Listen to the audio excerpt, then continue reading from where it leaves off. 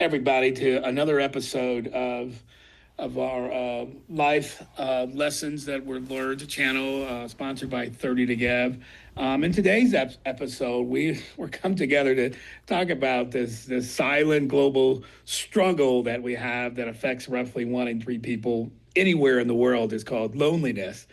And it's more than just, this fleeting feeling that comes and goes. Loneliness is this major public health concern that can physically keep the human body in this constant I'm going to fight or I'm going to flight state. And what that does is it elevates your stress hormones, causes your cortisol to increase.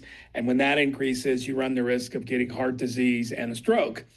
Well, today we're going to try to bridge the distance between the United States and Zambia and Africa to explore how isolation is experienced across different cultures. We're also going to be discussing this unique tool that we've been talking about called the Is It Well app, which was created by 30 to Give, and it acts as a bridge to turn those private, difficult moments into reachable human ones. And so joining me today, I'm David Kane. I'm going to be your host today, but joining me today are two guests who will share how, from their perspective, how they navigate this withdrawal loop of isolation and how this simple one tap check-in can interrupt that cycle way before it deepens. And so when we start the conversation, I'm going to have my two guests to introduce themselves to you, but why don't we go ahead and get started? Joining us from the U.S. is Al Robinson. Al, would you please introduce and tell our audience a little bit about you? Yes, hi, Al Robinson. I'm located in Detroit, Michigan, in the U.S. I am a business owner for 25 years, where I own multiple businesses, from a payroll company to a franchise concept. And I've been working with our host, David, and independently for a long time and trying to make the world a better place. Good job, man. Thank you very much. Welcome. And then joining us all the way from Kidway, Zambia, is my good friend V2 Mtongo. Did I get their last name correctly? I always screw that up.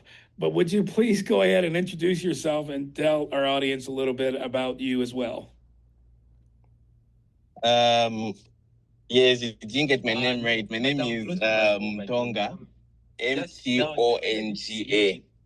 Mtonga, but yeah, my names are Vitu Mbiko Mtonga, better known as Vitu, and a recent 2-year-old graduate from the Copperbelt University here in Kitwe, Zambia. Studied business administration, and yeah, I'm the account manager for 30 to Give. In a nutshell, that's who I am. Great, dude. Thank you very much. It's evening there, and it's morning or afternoon here in the States. So I'm glad to have both of you here. So let's just get started. First of all, I want to get your perspectives on the reality of loneliness. Number one, it's a global prevalent thing. As I said in my opening, that 1 in 3 people globally will feel lonely. Now, from your different cultural perspectives from the U.S. and Zambia, could you talk about how is the silent struggle of isolation viewed by in your respective communities, and is it seen as a biological emergency, or is it seen as just a feeling that comes and goes? Why don't we start with you, Al, first? From your perspective, could you talk about, again, how is the silent struggle of isolation viewed from the States?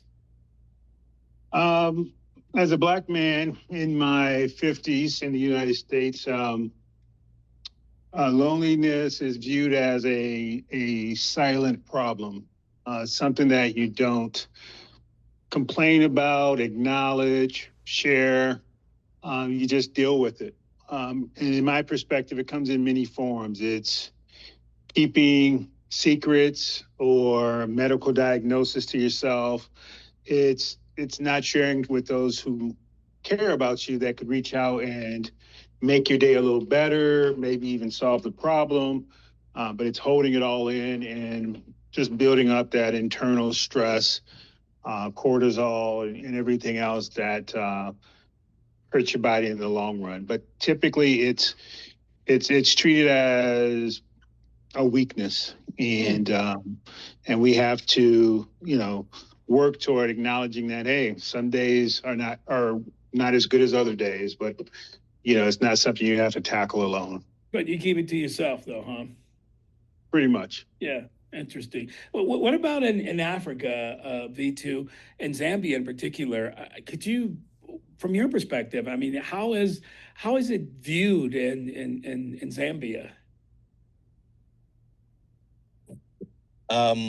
In Zambia, how loneliness, or Africa, how loneliness is viewed, it's just.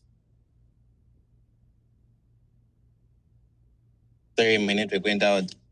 I was saying in Africa, loneliness is viewed as a man just keeping to himself.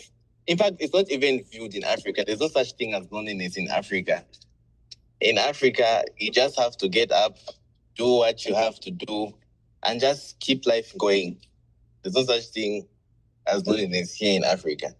It's not yet something that's it's being talked about now, but not yet widely talked about. It's interesting. No such thing as loneliness. You just get up and you go about and you do your business. That's interesting.